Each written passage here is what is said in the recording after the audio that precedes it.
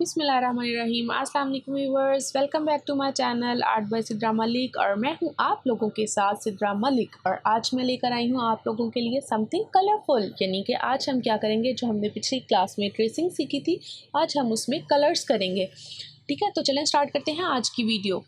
तो सबसे पहले मैं क्या करूँगी कि मैं अपनी इस ड्राइंग को सिलेक्ट करूँगी सिलेक्शन टूल की मदद से। ठीक है, अभी ये आप अगर देखें तो ये हर शेप जो है वो अलग है।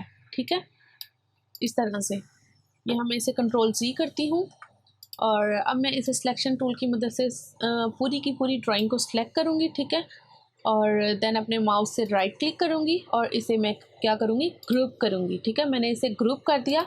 अब आप इसे अगर मूव करके देखें सिलेक्शन टूल से तो ये एक पूरी ड्राइंग जो है वो मूव होगी। ठीक है, यानी कि एक सिंगल ड्राइंग बन चुकी है। तो अब इसे ग्रुप करने के बाद मैं अगेन इसे सिलेक्ट करूँगी और यहाँ ऑब्जेक्ट में जाऊँगी। ऊपर ये एडिट के साथ पहला ऑप्शन है file, second edit and third option जो है वो है ऑब्जेक्ट। ऑब्जेक्ट में जाएं, देन इसे एक्सपैंड कर दें। ठीक है, एक्सपैंड का बहुत फ़ायदा है। ये क्या चीज़ है, क्यों एक्सपैंड करते हैं, इसका क्या फ़ायदा, ये अभी मैं आपको थोड़ी देर में बताती हूँ। ठीक है, तो अब मैंने इसे एक्सपैंड भी कर दिया और ये मैंने कुछ जो कलर्स मुझे चाहिए थे इसमें अपनी ड्राइंग में, ये मैंने पहले से अपनी पैलेट बना कर रख ली है। आप भी इसी तरह अपनी जो पैलेट है वो पहले बना कर रख सकते हैं, इससे बहुत ज़्यादा आसानी हो जाती है। तो अब मैंने इसे एक्सपैंड कर लिया, ग्रुप कर लिया। अब मैंने क्या करना है कि मेरी 6 नंबर की जो लेयर है, मैं चाहूँ तो इसका नाम चेंज कर सकती हूँ। नाम चेंज करना मैंने आपको पिछली क्लास में बताया था। ठीक है, तो मैं इसे इसकी एक कॉपी लूँगी। कॉपी मैं कैसे लूँगी, मैं इसे सिंपली लेफ़्ट क्लिक करूँगी माउस से, देन अपने कीबोर्ड से ऑल्ट प्रेस करूँगी तो आप देखेंगे कि मेरे पास एक, और इसे फिर मैं क्लिक करके ड्रैग करूँगी नीचे की तरफ। ठीक है, तो मेरे पास लेयर 6 की कॉपी 2 आ गई है। ठीक है, अब मैं इस कॉपी को क्या करूँगी, लॉक कर दूँगी और जो लेयर 6 है इस पर काम करेंगे हम। ठीक है, ये अपनी पैलेट को उठाकर भी मैं ऊपर रखती हूँ। तो अब जो 6 नंबर की लेयर है मैं इस पर भी काम नहीं करूँगी, यहाँ पर मैं लूँगी एक न्यू लेयर। ठीक है, और यहाँ से फिर मैं क्या करूँगी, याद रहे मैंने पहले ग्रुप किया फिर मैंने एक्सपैंड किया। ठीक है, एक्सपैंड करने से अगर आप देखें, मैं इसको सिलेक्ट करती हूँ अपनी ड्राइंग को, तो यहाँ पर जो स्ट्रोक था वो ऑफ हो गया, यानी कि हमने स्ट्रोक को क्या किया है, फिल में कन्वर्ट किया है। ठीक है, हमने स्ट्रोक को ख़त्म किया और उसे एक्सपैंड करके फिल में कन्वर्ट किया। इसका फ़ायदा क्या होता है कि मैं यहाँ अगर इसे सेलेक्ट करती हूँ और मैं इसे रीसाइज़ करती हूँ, यानी कि मैं इसे बहुत छोटे स्केल पर लेकर जाती हूँ, मैं अपने कीबोर्ड से ऑल्ट और शिफ्ट प्रेस करूँगी। ठीक है, ताकि ये इक्वली प्रोपोर्शनेट रहे और उसी में ये रीसाइज़ हो। ठीक है, तो मैं इसे, ये देखें, अगर बहुत छोटा करती हूँ तो आप देखेंगे कि मेरा जो मेरी जो ड्राइंग है वो मर्ज नहीं होगी, यानी कि उसकी जो उसका स्ट्रोक का साइज़ है वो उसके रीसाइज़ करने पे उसे, यानी उसमें गड़बड़ नहीं करेगा। ठीक है, गड़बड़ किस तरह की वो भी मैं अभी आपको बता देती हूँ। अभी मैंने इसे कंट्रोल C किया और वापस उसी साइज़ पे लेकर आई। तो अब मैं आपको बताती हूँ कि एक्सपैंड का फ़ायदा क्या है। मैंने ये बॉक्सेस बनाए, इसमें मैं फिल को ऑफ करती हूँ और मैं कुछ 3-4 बना लेती हूँ ताकि आप लोगों को अच्छे से समझ आ जाए।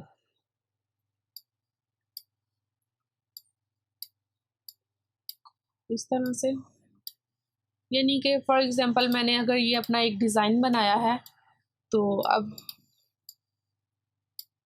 मैं इसे थोड़ा सा उठाकर साइड पे करती हूँ। अब मैंने ये एक डिज़ाइन बना लिया। ठीक है, तो अब क्या है कि मैं इसे ग्रुप करती हूँ। सबसे पहले मैंने ग्रुप कर लिया, अब मैं इसे एक्सपैंड नहीं करती। ठीक है, अब मैं चाहती हूँ कि ये थोड़ा सा इसका साइज़ बहुत बड़ा है तो मैं इसे छोटा करना चाहती हूँ, यानी कि मैं इसे छोटा करती हूँ।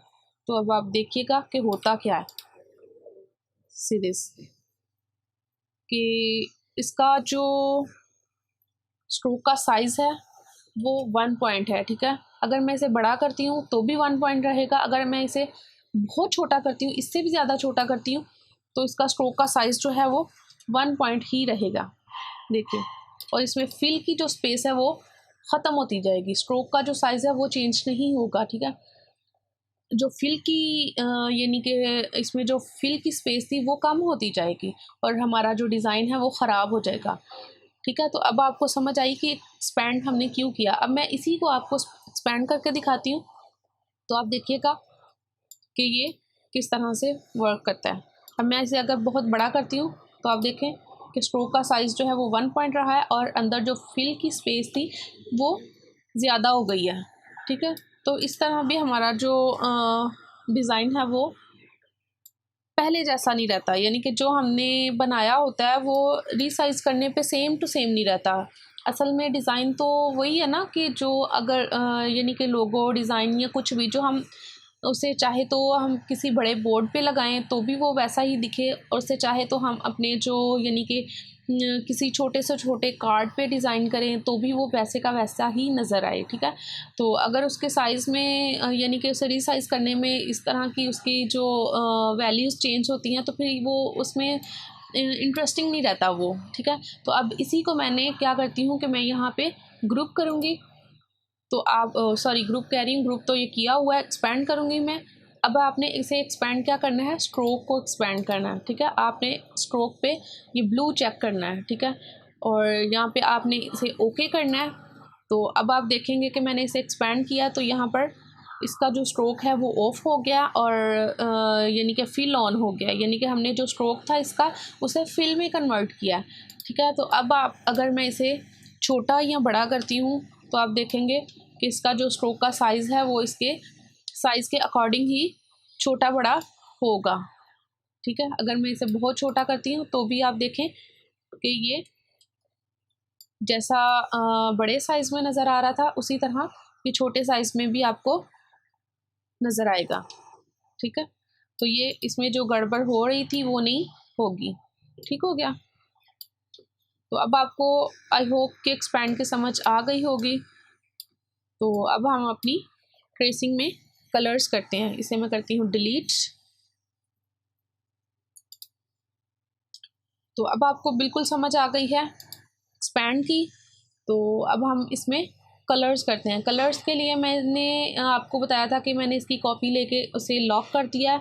कॉपी लेकर लॉक क्यों किया कि फॉर एग्ज़ाम्पल अगर सम टाइम हमसे कोई मिस्टेक हो जाती है तो फिर हमारे पास इसकी ड्राइंग की एक कॉपी होनी चाहिए ताकि हम वहाँ से स्टार्ट कर लें नेक्स्ट, यानी कि दोबारा से कर लें, वरना हमें बिल्कुल दोबारा से शुरू से ट्रेसिंग से स्टार्ट करना पड़ेगा, ठीक है। तो बेहतर यही होता है कि हम एक कॉपी जो है वो लेकर रख लें। तो अब मैं अपनी जो न्यू लेयर ली थी मैं उस पर काम करूँगी और मैं यहाँ से लूँगी रेक्टेंगल टूल और मैं बनाऊँगी एक रेक्टेंगल अपनी इस ड्राइंग के ऊपर इस तरह से। या ये ध्यान रहे कि आपने अपनी पूरी ड्राइंग को कवर करना है इस रेक्टेंगल के पीछे, ठीक है। और अब हम यहाँ से इसका कलर चेंज करेंगे। मैं यहाँ पर स्किन टोन लूँगी, बेस कलर करूँगी मैं पहले, यानी जो मुझे स्किन में चाहिए कलर मैं वो वाला यहाँ पे सिलेक्ट करूँगी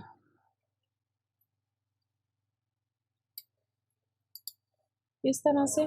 और अब आप देखें कि मेरी ड्राइंग जो है वो पीछे चली गई है, यानी कि रेक्टेंगल ऊपर है और ड्राइंग पीछे है, ठीक है। और एक मैं यहाँ पर इसे राइट क्लिक करूँगी अपने माउस को, रेक्टेंगल को सिलेक्ट किया हुआ है, यहाँ से अरेंज में जाऊँगी और सेंड टू बैक करूँगी। तो आप देखें कि ये सेंड टू बैक नहीं हुआ, ठीक है। ये तब होता है सेंड टू बैक अगर ये दोनों चीज़ें जो हैं वो एक ही लेयर पर मौजूद हों, ठीक है। तो ये इस वक्त डिफरेंट लेयर्स पर हैं तो इसलिए ये सेंड टू बैक नहीं हुआ। तो इसके लिए मुझे इसे पीछे करने के लिए यानी कि क्या करना पड़ेगा, अपनी इस लेयर को उठाकर मैं ड्राइंग वाली लेयर से नीचे रखूँगी। तो आप देखेंगे कि जो ड्राइंग वाली लेयर है अब वो ऊपर आ गई है, तो यहाँ पर भी ये इस स्किन टोन के ऊपर आपको शो हो रही है, ठीक है। अब हम क्या करेंगे कि अब हम इसे दोबारा से सिलेक्ट करेंगे और पाथ फाइंडर की मदद से इसे मर्ज करेंगे, ठीक है। तो पाथ फाइंडर असल में आप लोगों के लिए नया टूल है आज की क्लास में, इस पर भी मैं आपको एक डिटेल वीडियो जो है वो ज़रूर बनाकर बताऊंगी कि पाथफाइंडर क्या है, इसकी क्या क्या ऑप्शंस हैं। ठीक है, अगर ये आपको पाथफाइंडर यहाँ से ना मिले तो आप विंडो में जाएं सिंपली, और यहाँ पर आपको पाथफाइंडर मिल जाएगा। ठीक है, अगर आप यहाँ से क्लिक करेंगे तो आपका पाथफाइंडर यहाँ पर खुल जाएगा। ठीक है, मैंने उसे ओपन किया हुआ था और वहाँ पे क्लिक किया तो वो दोबारा से बंद हो गया। तो मैंने इसे सिलेक्ट किया दोनों को, अपने ये रेक्टेंगल को भी, यानी इस कलर को भी, और अपनी इस ड्राइंग को भी, और देन मैं यहाँ से ये निचली लाइन में थर्ड ऑप्शन जो है वो मर्ज की है, इसे मर्ज करूँगी। ठीक है, तो अब क्या होगा कि ये जो कलर था वो मेरी ड्राइंग के साथ मर्ज हो चुका है।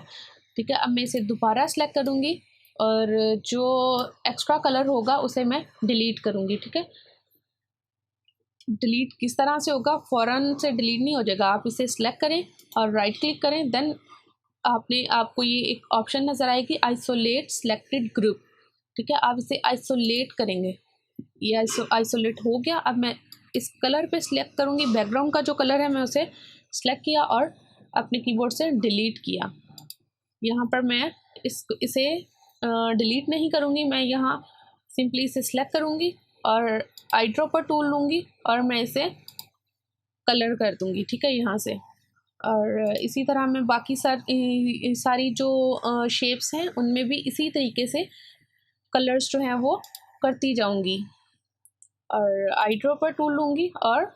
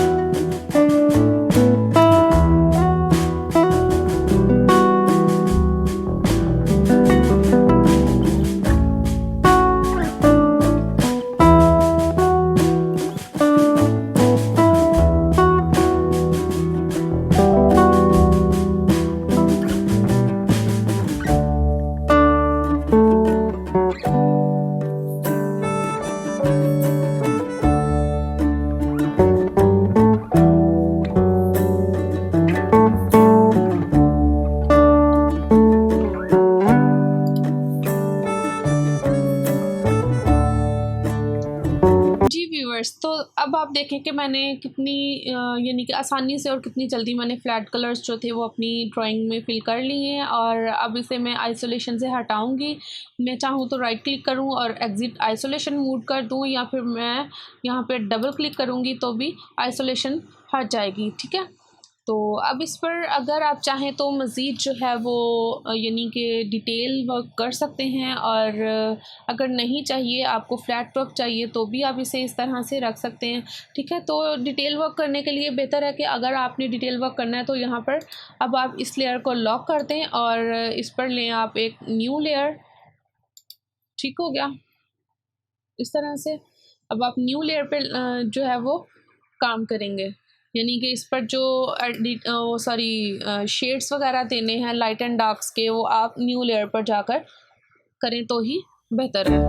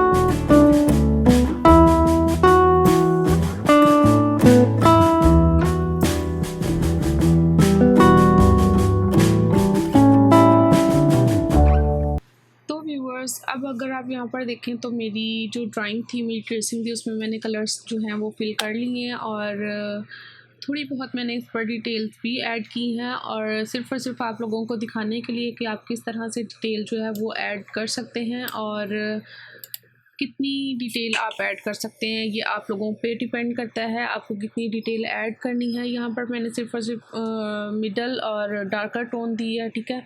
तो इसमें मज़ीद डिटेल आप ऐड कर सकते हैं। इसमें अभी हाइलाइट्स की कमी है, आप इसमें न्यू लेयर लेकर, ठीक है, अगर आपने यहाँ पर हाइलाइट्स देने हैं तो आप यहाँ पर सिंपली एक न्यू लेयर लें और इसे लॉक कर दें। देन इसका नाम रखें हाईलाइट, ठीक है,